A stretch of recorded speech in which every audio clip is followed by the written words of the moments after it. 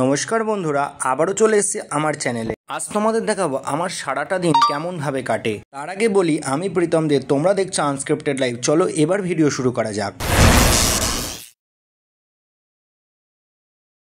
মতো সকাল থেকে ঘুম থেকে ওঠা হয় 9টার সময়।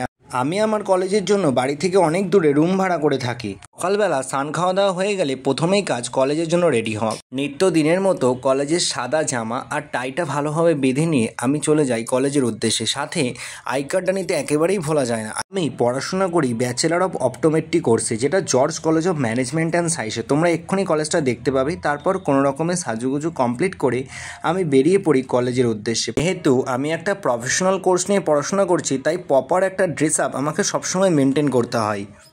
প্রপার ড্রেস আপ হয়ে গেলে আমাদের হেঁটে হেঁটে কলেজ যেতে, আমাদের রুম থেকে কলেজের দূরত্ব অন্তত হেঁটে হেঁটে গেলে 10 মিনিট লাগে। এই আমরা কলেজের সামনে চলে এসেছি।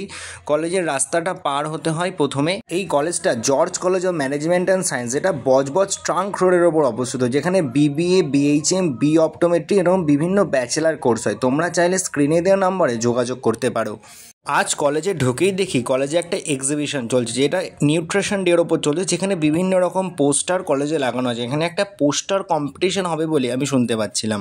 অ্যাটলিস্ট প্রতিদিন সকাল 10:30 থেকে ঢুকে বিকেল 5টা অবধি আমাদের কলেজ করতে হয়। যদি কোনো ক্লাস নাও থাকে তাও আমরা লাইব্রেরি অ্যাটেন্ড করি এবং 5টার সময় আমাদের ছুটি হয়। এরপর আমরা হেঁটে হেঁটে আবার সেই একই উদ্দেশ্য, আমাদের বাড়ির পথে আসা।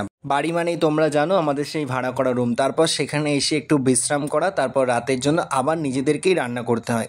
এখন তোমরা দেখে বলো, আমাদের লাইফটা সত্যিই কি স্ট্রাগল লাইফ? ভিডিও ভালো লাগলে ভিডিওটিতে একটা লাইক করো, চ্যানেলে নতুন হলে সাবস্ক্রাইব করে দিও।